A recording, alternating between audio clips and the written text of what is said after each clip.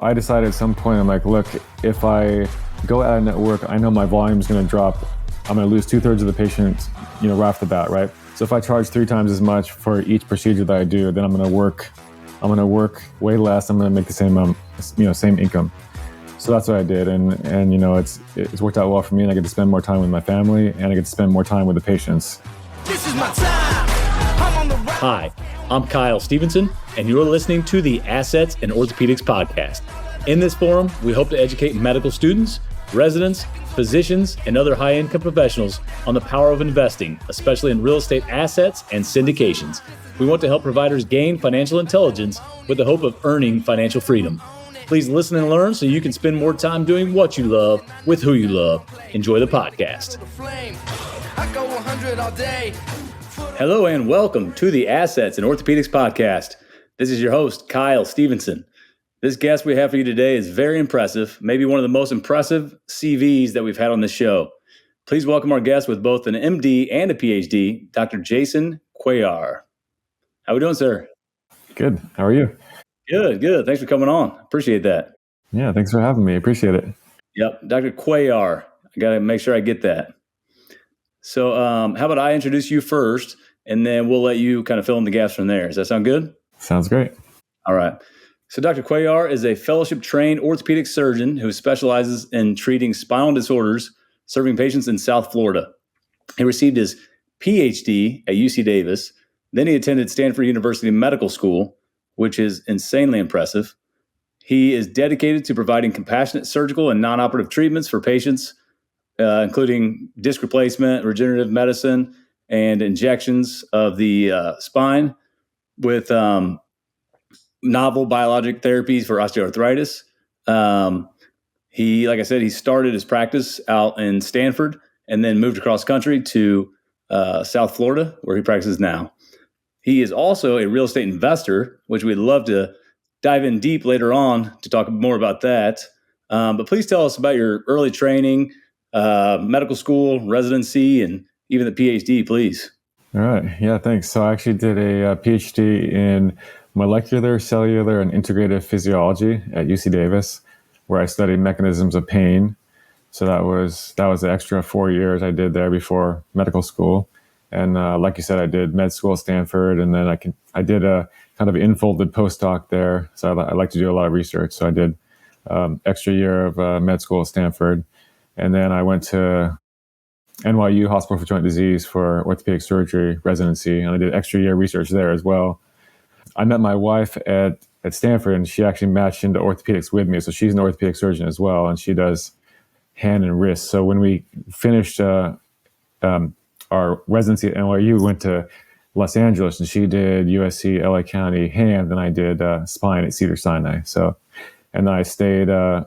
I joined a neurosurgeon, Dr. Todd Landman, in Beverly Hills, where I practiced for 6 years before moving to South Florida a couple years ago. Goodness. I don't know how you had all that time to accomplish the things you have. Well, it's 20 years of training. Finally, I joke, I didn't get my first job till I was 40. Sure. Oh my gosh. Yeah. PhD and then MD. And no pressure on the kids at all, huh? You and your wife. Yeah. Well, yeah, no, we're not going to give them any pressure. We just want to be happy. So yeah, absolutely. Good deal. Well, let's start with, I kind of want to start with your PhD and tell us how you went from undergrad to PhD, and what was your ultimate goal? Did you know that you wanted to do PhD and MD, or, what was your mindset coming out of college?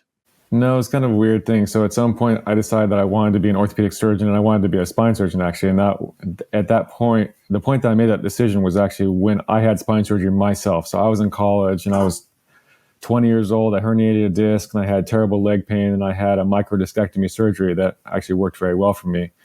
And so then I got interested in the mechanisms, the biological mechanisms that cause the disc herniation to cause that radiculopathic pain. I was very curious about that. I did a lot of reading about my own condition and realized that it wasn't really well understood, how that happened. Kind of by an error on my part, when I was taking the MCAT to get into medical school, I was studying. I got to the point where I was about to take it. And, back then it was only like once a year you were allowed to take it. Now you can take it like multiple times. But back then they only offered it once a year. And so I was about to take it and I said, you know what, I'm not ready for it. So I ended up having an extra year. And I decided, well, you know, I'm going to do a master's. You know, I don't want to waste time. So, you know, sit around and do nothing. So I'm going to do a master's program. So, but then people said, oh, you should apply to the PhD program instead of the master's program. You can always master out early. So I applied to the PhD program and got in, and I just started doing it. And I really liked it. So I kept going. And, you know, so that's what happened. So that's why I ended up with the PhD prior to med school. That's amazing. Yeah. It's the old adage, how do you eat an elephant? One bite at a time, right? Yeah, exactly. Yeah. You just take 1 year at a time and see what happens. That's great. All right. Good deal. And then let's get into your practice now. Like, what made you make the move from one side of the country, California, where you're from, to now the other side of the country? Now you're practicing in South Florida. Can you please tell us about that move? Was it COVID? You know, what happened there? Yeah, I mean, I don't want to knock on my home state too much, you know, but it basically came down to politics and the whole COVID response, you know, during COVID. I mean, I had a great practice in Beverly Hills and at Cedars-Sinai Medical Center. It was a great place to practice. My partner was awesome. And so, you know, it wasn't something that I wanted to leave. And it took me 5 years to build a practice, is what they say, right? It takes 5 years to build a practice in private practice. And I was in my 6th year, and then, you know, COVID hit, and, you know, it started lockdowns. They were mandating vaccines, mandating masks. And my 3-year-old son was wearing a mask in preschool, you know, all the time, even when he was out playing soccer, and they're making him do a COVID test up his nose. And I was like, you know what, this is, I'm not having this anymore. So we, you know, my wife and I decided to move the family out to a friendlier state. Smart move. Did you know anybody in South Florida? Luckily I did. You know, training in New York, there was actually a lot of migration of surgeons from New York to Florida. So I ended up knowing quite a few in Miami, and actually a good friend of mine from my Stanford days, Gaetano Scuderi, was in Jupiter. He's a spine surgeon as well, and so I ended up kind of joining him a little bit. You know, I mean, we're separate, but we worked together in a lot of cases, and, you know, he provided a lot of great support. Yep, fantastic. And what we all know as physicians, any physician listening to this knows this, that it becomes a very small world, right? And then you find a specialty in orthopedics, and it becomes even smaller. And then a spine, you know, fellowship becomes even smaller. So yeah, it seems like the United States is a very small place when you take all that into account. Absolutely. Let's get into your practice now. How does it compare to what you were doing in California? Because now, from what I understand, you have a more direct fee, cash only business, if you will. Is that correct, or practice? Yeah, pretty much. I mean, it's a little bit complicated to explain. We're going to get into that, I think, step by step. But basically, you know, I'm sure most surgeons know you can be in network or out of network. That's kind of the two choices, right? And I think most surgeons, you know, coming out of training, they're either going to go into private practice or they're going to get hired by a hospital, right? So if they get hired by a hospital or some sort of group, then they're not really worried about these things. I mean, hospital puts you in network because the hospital is in network with all the insurance plans, right? So, and then they just pay you a salary. But if you're going to be in private practice, well, then you have to decide: are you going to be in network? Are you going to be on all the insurance contracts, or are you going to be out of network, right? And in some state, you know, this kind of varies state by state. And in California, the out of network is not great, and in Florida, it's not great anymore either. But in some states, it actually pays pretty well. So anyway, so I decided, after being in network in California for 6 years and just kind of putting up with I think best way to say it, shameful or disgraceful pay that they pay us. I mean, you know, to do a spine surgery that took me, you know, 20 years to learn how to do, they want to pay me $800 or $1,000. I mean, for that case, you know, one of my colleagues here in Miami, he says, you know, we shouldn't do spine surgery for the cost of a nice dinner. Right, exactly. You know, of a fancy restaurant. I mean, you know, it's kind of crazy to think about that. I mean, we have a lot of risk. You know, there's a lot of expertise, years of training. Yep, especially around the spine. Yeah, exactly. And you know, to pay, and that's not just for the surgery, that's for 90 days of aftercare too, right? So whether you see that patient 1 time or 5 times, you know, they're only paying you that $1,000 for that. All the time you spent in surgery, the time you spent preparing for surgery, the time you spent after surgery taking care of that patient. It's just wrong. To me, that's just wrong. And sometimes they don't pay you at all. Yeah. I mean, I experienced that a lot, where, you know, you get the surgery authorized and you do the surgery, and then, you get the statement a month later, and you see they don't pay anything, and they're saying, oh, we're requesting more information, or sometimes they retroactively deny the surgery that they authorize, and you got to try to fight for your $1,000, and you're spending all this staff time, fighting for that. And so, I got tired of that. So when I moved to Florida, I said, you know what, I'm not going to re-enroll in those contracts, and I'm going to drop Medicare while I'm at it. And so that's what I did. I dropped everything, and basically, it's kind of sad that we have to go this way, that a patient still has to pay their $1,000 a month, premium or whatever, and then they still have to turn around and pay me. But on the other hand, I also want to do what's best for the patient. And in order for me to actually make a living on the insurance in-network rates, I've got to, you see a lot of these doctors are seeing, 30, 40, 50 patients in their office. And what does that mean for the patient? That means they're getting subpar care because they're only spending, maybe they'll see a PA and then maybe they won't see the surgeon at all their first couple of visits, or maybe the surgeon will come in for like 5 minutes. So that's, for me, I spend a whole hour or maybe even an hour and a half with that new patient if it's a complicated patient, going over their physical, the history, their physical exam, going over all their imaging, and then if they need surgery, really discussing that, going over the models, what that looks like, what the outcomes are, what the possible complications are, answering all their questions, family members. I mean, it's a very complicated thing, as you know, as a surgeon yourself. And to do that in 15 minutes, I mean, you have to cut a lot of stuff out. You can't do it properly if you're going to see those 30 patients a day. I really think it's impossible to do it well. Yep. So I have that model now where, so a patient pays me, a fee up front to see me. And then, we'll turn around building insurance also. And if they give us a little bit, then we'll take that too, to kind of offset some of the cost of that. But same thing for surgery. So let's say, if you're going to charge, X number of dollars for your full fee, right, for the surgery, then you might take, 50% of that upfront from the patient as a deposit per se, and then you can still bill insurance. And, if they pay you something, then great. If they don't pay you anything, well, at least you got paid already something, right? So that's basically the model that we use. We can go a lot of different ways with this, and I want to just keep hounding on this, because I think this is one of the biggest things to talk about. I think, there's not a lot of physicians that really know about this practice model, and I think it's fascinating.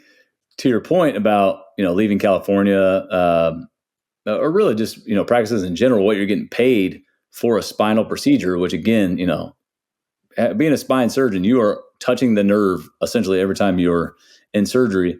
My father-in-law he's a retired orthopedic surgeon now, 2 years out from retirement, but he's a spine orthopedic surgeon. And he would tell me they were getting paid $12,000 to do a one level ACDF, 15 years ago or so. They were getting paid what they should have been getting paid, right?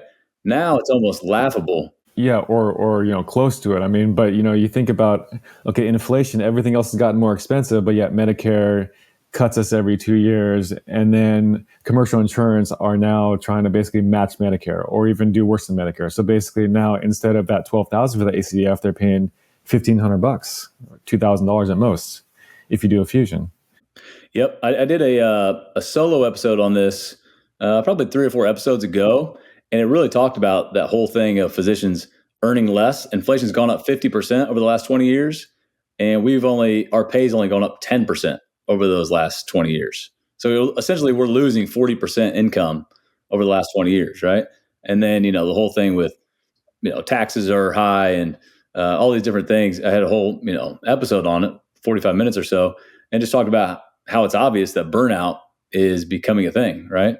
Because we're working more hours, we're seeing more patients, you're getting them in every 15 minutes, and you can't even have a conversation with them because they're in and out the door. Yeah, exactly. So, I decided at some point, I'm like, look, if I go out of network, I know my volume is going to drop. I'm going to lose 2/3 of the patients, right off the bat, right? So if I charge 3 times as much for each procedure that I do, then I'm going to work way less. I'm going to make the same, same income. So that's what I did. And it's worked out well for me, and I get to spend more time with my family, and I get to spend more time with the patients. That's amazing. So how many hours a week do you work typically? Typical week? I mean, it kind of varies, but on average, I'll work kind of like a 9 to 5 in the office on Monday and a 9 to 5 in the office on Wednesday. And then I usually do surgery on Tuesday and Thursday. And that's usually at the surgery center. So usually I'll start at like 7 a.m. and, I could be done by 1, 2, 3 p.m., both days. And then, Friday is kind of like an administrative catch-up day, usually, or sometimes I'll take it off. So my hours, I'm probably not working 40 hours a week. That's wonderful. And the patients are getting all your time, right? Yeah, exactly. And, the most surgical patients that I do, after surgery, I'm giving them my cell phone number, when they leave. Most of the cases I'm doing outpatient surgery, like if I'm doing a cervical disc replacement, even lumbar disc replacements, I often do outpatient surgery. Surgery might take an hour or 2 hours or 3 hours, and they go home 3 hours later. They have my cell phone number. If there's any sort of problems, they'll text me, they'll call me, I'll check on them the next day, and then they come see me in the office, the next week. So I'm kind of holding their hand if there's any sort of questions, and they have access to me. They're not, calling an answering service, so they can't get a hold of anybody. Oh, yeah. That's fantastic. And I've only given a handful of my patients my cell phone number, and they have not abused it. These are patients that you can trust. And so the ones that will likely abuse it, right? Yeah, it's pretty uncommon that it happens. But yeah, most patients get it. Yeah, so let's talk about the patient population. You're down in South Florida. There's obviously, there could be a little bit of both. You can go either way, right? But most people, there's a lot of money down there, a lot of money coming down that way. What is your typical patient down there? Do they not have insurance because they own a company? And so, something like that, it's easier to pay out of pocket? Or, what's your typical patient?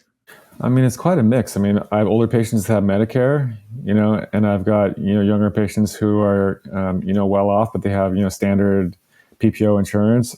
It's quite a mix. I'm not getting, Medi-Cal. In California, it was called Medi-Cal. I'm not sure what it's called here, but Obamacare. Yeah, Obamacare. Yeah, I'm usually not seeing those patients, but it's typically, patients that have some sort of money. But, it's not just, I'm not just treating billionaires. I'm treating, oftentimes I'm getting working people that, are willing to spend their hard-earned money because they want the quality. Yeah, that's great. In your mind, is there any negative to this?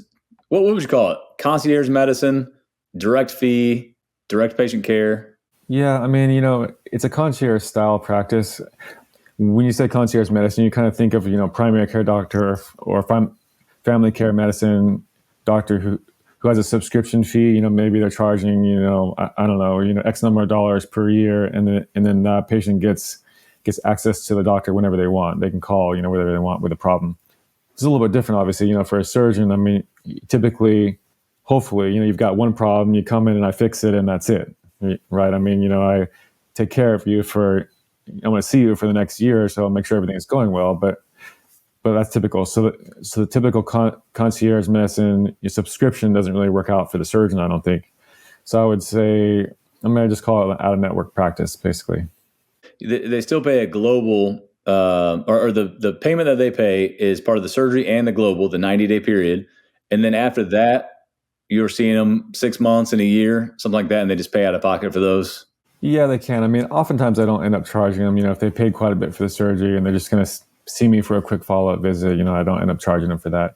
But, I certainly can. And if they come back a couple years later with a new problem, yeah, I'm going to charge them for the time. Yep, definitely. And then you mentioned you operate at a surgery center. So can we talk about that? We're going to talk about you have a real estate portfolio as well, which is impressive. I love it. So let's talk about that later. But within your practice now, are you part owner of the surgery center? Do you own shares? So currently I own a surgery center, or part of a surgery center in Beverly Hills that I started up, that I'm in the process of selling. And we're in the process of building a new one in West Palm Beach. And we are partnering with some private equity group, actually. But I would definitely urge, surgeons to get involved in surgery centers. So I think it's a great way to make extra income and also have control over your environment. Basically, if you're an owner of the surgery center that you help start, you're in charge of hiring the staff. You're in charge of ordering whatever equipment you want to have. You're in charge of, decorating the place if it hasn't been built out. We're going through that right now. We bought a building. We're essentially building it out into a surgery center, and we're making all the decisions. How do we want to design it? How do we want to paint the walls and put up the photographs? From start to finish. So basically, we have control over that, which is very nice. and the extra income that you get from that, can be pretty good. I mean, if you run it well, if you run it in an efficient manner, then it can be pretty profitable. Absolutely. Well, okay, so that's your real estate. So, I mean, you're essentially GP on it as well, right? There's got to be some tax benefits to it. Could be, yeah. So if you end up owning the building that your surgery center is in, then your surgery center company could actually be paying you rent for that building space, right? And that obviously can have some good tax benefits. Yeah, that's fantastic. Yeah, get your CPA on that one, because that could be a lot of good benefits on that for sure. That's great, man. Let's move to this, because you moved from California to West Palm. You knew some people there, but you're essentially starting over, right? So, and this is anybody starting a new practice, but I think more so for you, because this is, going out on a limb, starting this, concierge medicine practice. How do you go about building your brand and then building your practice? I think they go hand in hand there. Yeah, absolutely. I mean, for me, I had to develop a reputation. And for me, it's about artificial disc replacement of the spine. And so that was really my passion. And so I really built a reputation around that. And you've got to treat every patient like a VIP. You've got to have great results. And, then they're going to tell their friends and family, obviously. So that's the big part of it. And then you've got to have your online presence. I mean, nowadays, everyone picks up their computer or their iPhone. They're going to Google, who's the best spine surgeon, best disc replacement surgeon in my area, or whatever. So that's what they're going to look for, right? So you've got to have a great website. You've got a marketing team, or be able to do it yourself, where you're able to have that online presence. And luckily, I had some online presence and some national, notoriety, I guess you would say, or just reputation, where I was able to kind of tap into that when I started to go to South Florida. And for a year, almost a year actually, I was in LA, but seeing some patients here and there out in Florida and trying to build a practice there. And then once I made the move, then I was still seeing my LA patients, for the year, and going back every month and doing surgery on my LA patients. So until I made that transition, until I was making enough income in Florida where I could actually stop doing that. Wow. So, I mean, it was definitely a leap of faith that, and a lot of work to get that done. Yeah. Now, is she working full time, or was she working full time in California? No, she was part-time in California. Yeah, and she's a little bit more working less here, actually, because our kids are a little bit older, and she's actually homeschooling our son right now, and she's gonna start our daughter in a couple of years. So, oh, that's great. So, what year, or how old are your kids? They're starting first grade, and my daughter's in kindergarten. I love it, man. I think we have a lot of the same mentality. If you told me you're from California, I probably would have said not, but we got our kids into a little hybrid homeschool, so kind of a part-time thing, but yeah, we love it. Spend more time with the kiddos. Yeah, exactly. And you have control over what they're learning, Absolutely. Yeah, so let's talk about that more, because honestly, the next thing I wanted to point out was that, your schedule. When you think about, seeing 50 patients in a day, and you're crazy busy, and, you're trying to build this practice, and I'm saying this, in your last practice, not the current one. It sounds like your schedule's really freed up a lot, so you can spend more time with your wife and kids. Yeah, absolutely. And so in my recent episode, I talked about, and I talk about this a lot with young physicians, our freedom is down, our income is down, we're spending more time at the office because we got to make up for that lost income, I think. You're paying a ton of money in taxes, seeing more patients, EMR is a pain in the butt. So burnout's crazy high, right? So how have you noticed your life open up a little bit, spending more time with your kids, maybe your health's in better shape, or, just more time doing what you want to do? Oh, yeah. I mean, moving from LA to here, I mean, it was a huge change. I mean, I wasn't spending an hour in traffic every day, for one thing. And, I had time to go to the gym every single morning, so I got in way better shape. So I was definitely feeling better. And then I was home earlier. I mean, in Beverly Hills, even if I finished at 4, I wouldn't get home until 5 because of the traffic. Yeah. Yeah. So now if I finish at 4, I'm 7 minutes from the office. So I get home at 4:15 instead of 5. So I definitely have more time, and that extra hour with the kids definitely makes a difference.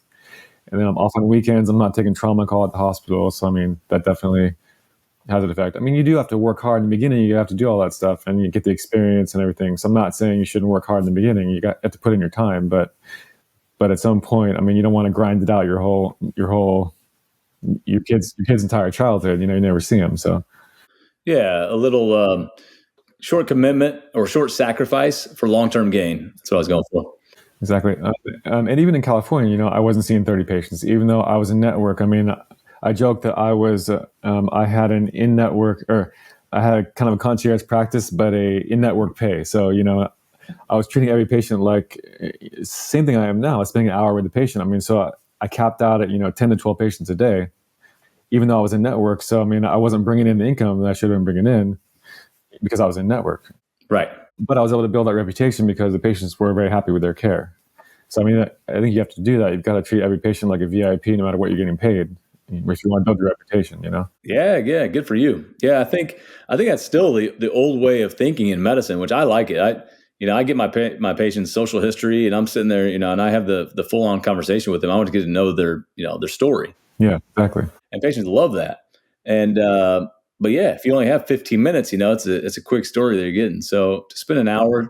Yeah, it's really hard. I mean, I have so many patients where I do a full neurological examination. And they tell me, "Oh, I've seen 3 other doctors, and you're the first one that's examined me." I'm like, "Really?"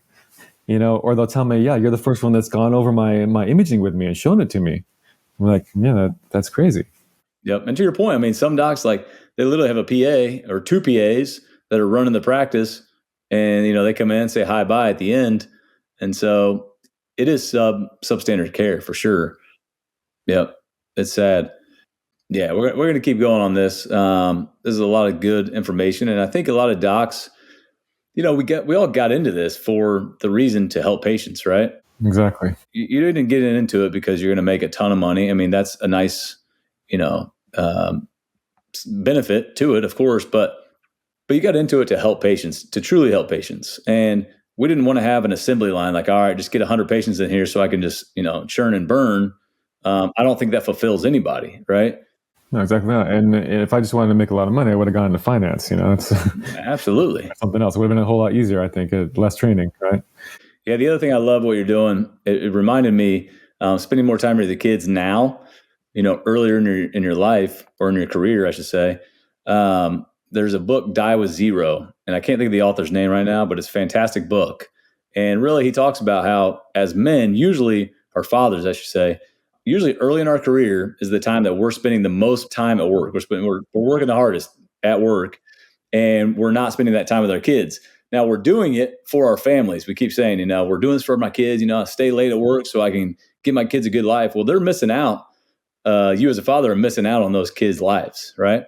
And then by the time that you can slow down as a worker, your kids are now teenagers, and it doesn't matter. They don't want you to be around anyways at that point. You can work as much as you want. They don't care. They just want to be around their friends. So you missed out on the first, 10 to 12 years of their life. And I think it's just so backwards. And so what you're telling me, and I think I try to do this as well, is, now's the time with our young kids to spend that time at home as much as we can. We're still working hard for them, but, they want your presence, not necessarily presents, right? Not gifts. Yeah, absolutely. Yeah, it's so important. Another thing you brought up, I think we should touch on, I think it's fascinating, just in the world of orthopedics now. So you said that you guys are potentially partnering up, or you already have partnered up with a private equity group to bring in funds to help build the surgery center, correct? Yep. So that seems like a very positive thing to do, right? Like, private equity brings in money. There's a lot of groups right now, a lot of orthopedic private groups that are, to a degree, I think, selling their soul to a private equity firm. And so I would love to know your thoughts on that, what you think about, what's going on there. Yeah, I mean, I basically just say, tread very carefully, because I think that, obviously not all PE groups are the same and not all deals are the same. And I think that, there are going to be ones that try to take advantage of doctors. I'm sure that's more common than not. Obviously, they're trying to make a profit. That's their main goal, right? The main goal is to make money off of you, right? So how are they going to do that? So how much control do they have over your practice? I think you have to be very careful. If they have full control over your practice, are they going to start telling you, making you do things that are going to cut corners? Or are they going to start, firing staff to save money, and then your staff are overworked? Where are they going to, how are they going to make more profit, right? So I think you got to be really careful about that, about who you partner with. For us, they're going to be partnering to help us build a surgery center, and they are definitely bringing money that's going to help with that pretty expensive endeavor. right? And they are going to own a majority of the surgery center probably. So that definitely is going to possibly affect, our ability to control that surgery center, right? So you have to really trust who you're getting involved with and make sure that they're on board with the decisions that you want to make, and that you kind of see eye to eye on things before you get into it, not afterwards. Yeah, absolutely. I mean, with private equity, the strong part of that phrase is equity, right? I mean, that's money. That's all they care about is the money aspect of things, right? They'll buy into any successful business as long as it's making money. Yeah, exactly. I mean, you're going to get the money from somewhere, right? If you need a $10 million loan to build a surgery center, you can get it. You can get it from an SBA loan from the bank, right? Or you can get it from PE, and maybe the terms are going to be similar, but it might be a lot easier with the PE firm, and maybe they're going to provide some sort of service like marketing, or they're going to help you with this or that. If they can bring something to the table that's advantageous to you, then I think it can kind of turn the tables a little bit on that equation. Yeah. Yep. I love that. Well, good, man. That sounds awesome. Your practice sounds phenomenal. We talked about it a little bit earlier before we went on air, but someone like you is unique in what you've, accomplished. Not only a PhD, MD, but just, building, what you built over these years, reputation wise, and, building that connection and networks and all that stuff.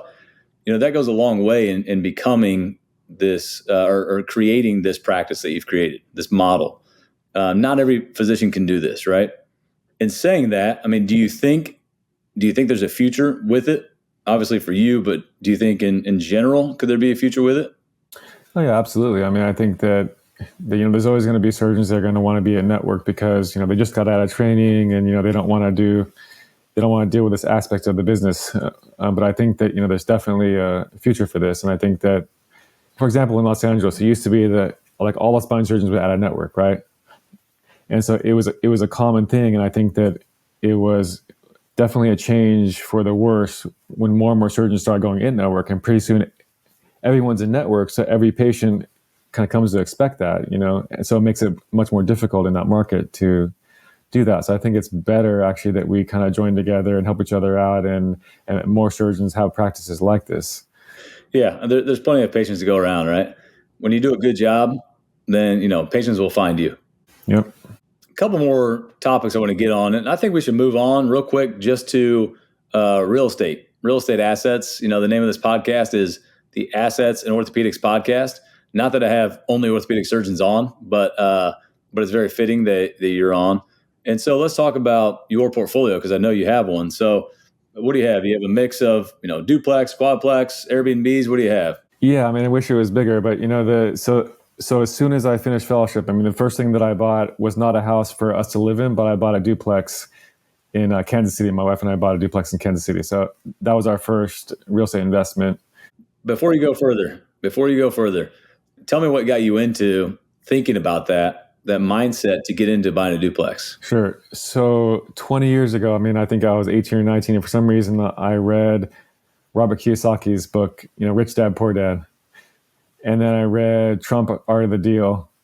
And, I read several other real estate books, and so it kind of got me thinking about that. And so for years and years, I wanted to invest in real estate, but, never had any money to, buy anything, right? And, a lot of the books that I read, they were, telling you how to do it with, no money down, seller financing, all that stuff. It just never seemed to work in the market that I was in, or maybe I just wasn't, savvy enough to find those deals. But, I mean, the older books you read, talking about the house that was, for sale for $20,000, and so the down payment's only $2,000, and you seller finance it, and now in my era the houses were $200,000, $300,000, $400,000, $500,000, and now, and then I got to LA and houses are $2 million, and then and the rents are totally upside down.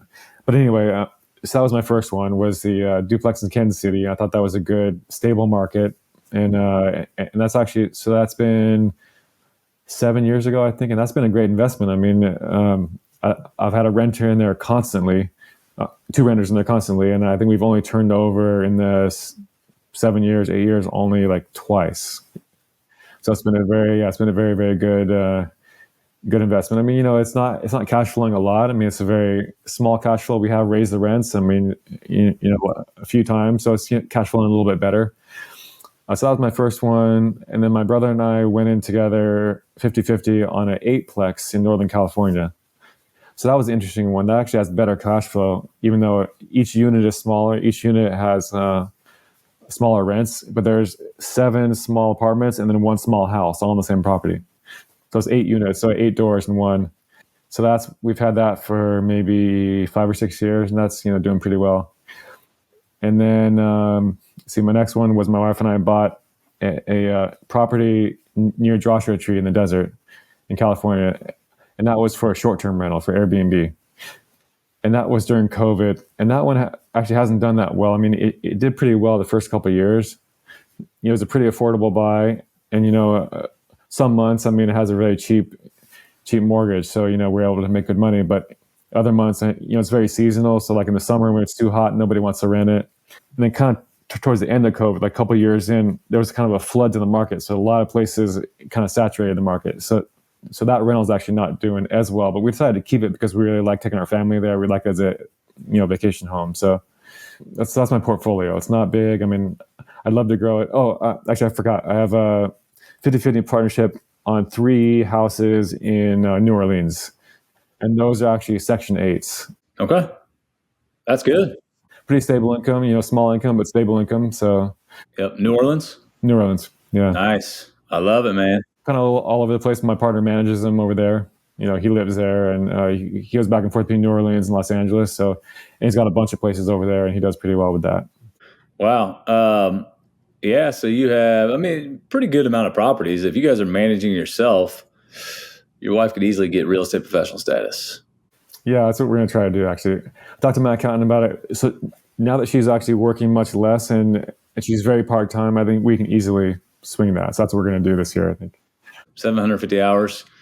Yep. With the properties you guys have, you can even add, I think with that, you'd be able to get it. But, it's all about your CPA. Yeah. That's awesome, man. Good for you guys.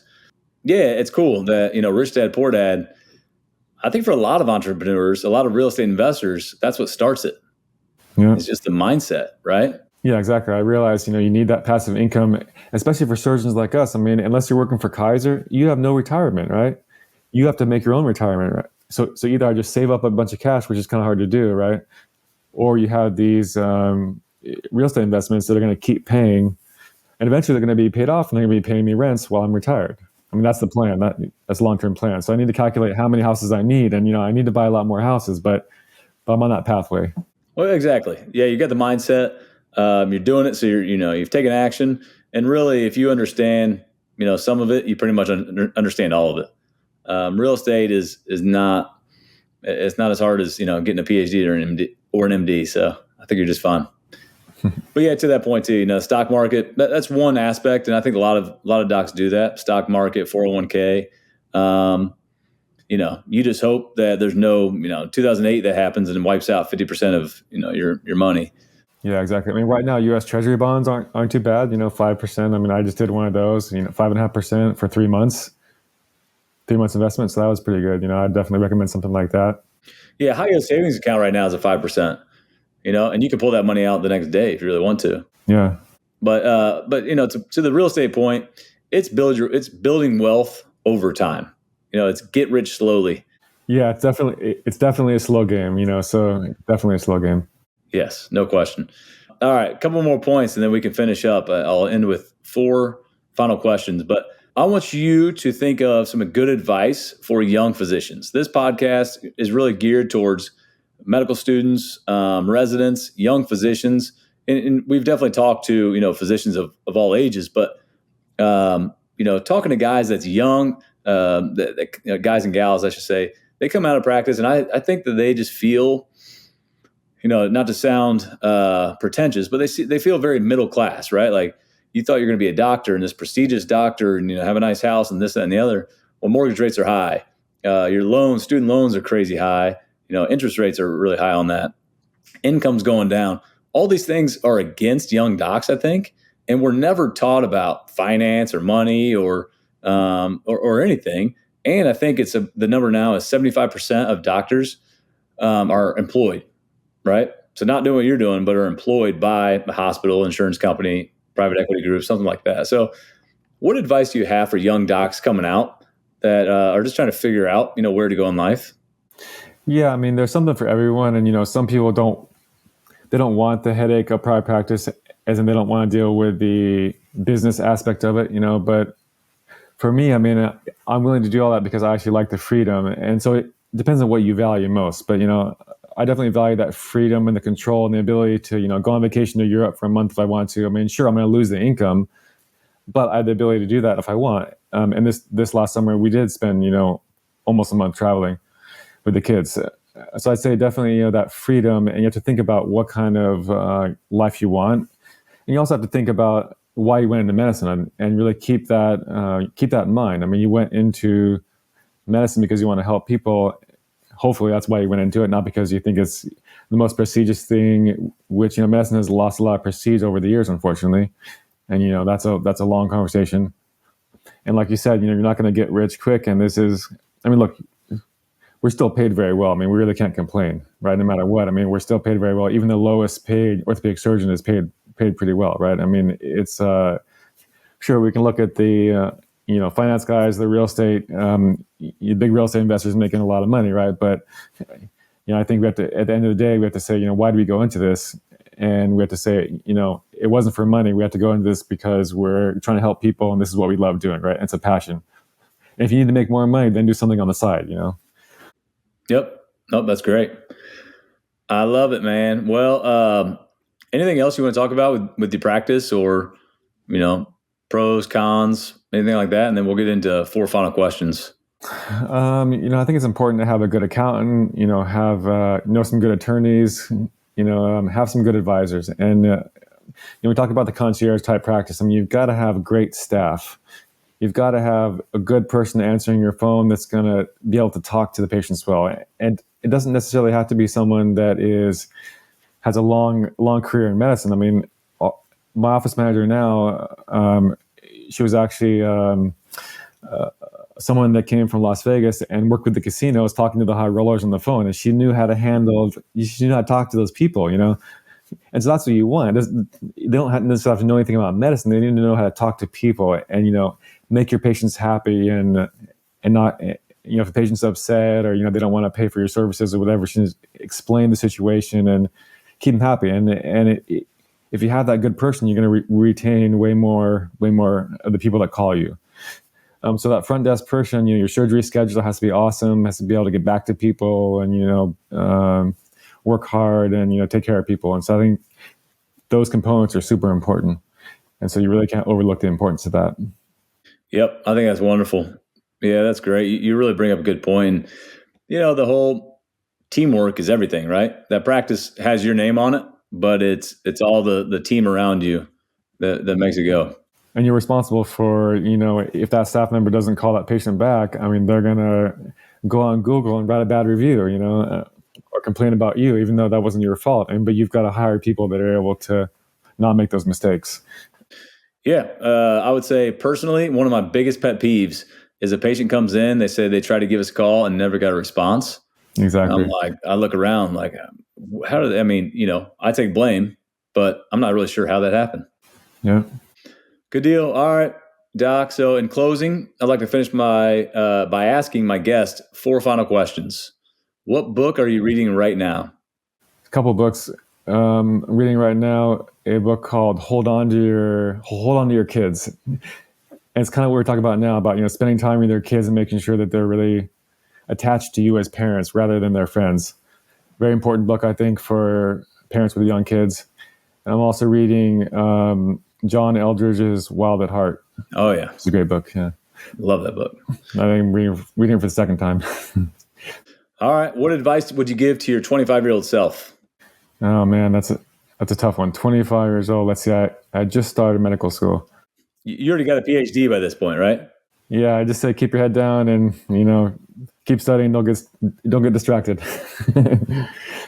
Sounds like you didn't get distracted much. Did you party at all? Did you live like a college student? No, not really. There was never time for that, unfortunately. But Or fortunately, maybe. Yeah, very fortunately. It's funny because, most people give this answer and they're like, I wish I didn't party as much. I wish I focused more, yeah. Yeah, no regrets. What is your definition of wealth? To me, it's personal and financial freedom. So, whatever that number is, I don't think it's a certain number. I just think it's being able to take time off and still make money, right? Still be able to support your family while you're not at the grindstone. If you want to go on vacation, you're okay. I think that's the definition of wealth. If we're talking about financial wealth. Yeah, it's a great answer. It's whatever you want it to be. All right, this last one I've changed from before, and I like it better, I think. So Proverbs 11:25 states that a generous person will prosper. Whoever refreshes others will be refreshed. So what's something that you've done or would like to do to make a big impact in your community? So about 2 years ago, I joined this group called Kingdom Men's Group in Jupiter, Florida, which is a men's group that's focused on not just Bible study. We go through different books, such as the Wild at Heart book, and so we're doing some community outreach as part of that group, and I think it's really pretty impactful. Yeah, so trying to basically glorify God through our actions in the community and lead others through a good example. Mm-hmm. What's the name of that group? Kingdom Man. Okay. Is that nationwide or is that just down there in South Florida? No, it's just local. Yeah. But we do attend this group in Florida called the Florida Band of Brothers, and it actually started out in Colorado with John Eldridge, and they spread over to Florida. I think maybe about 8-10 years ago. They have a boot camp in November, and then a rally point they call it in May every year out in Central Florida. It's a great event. Wow. All right, I'll look into that. I'm part of a group called F3, and it's Faith, Fellowship, and Fitness. Oh, nice. Very similar, it sounds like. 5:30 a.m. outside, men only. It's pretty cool.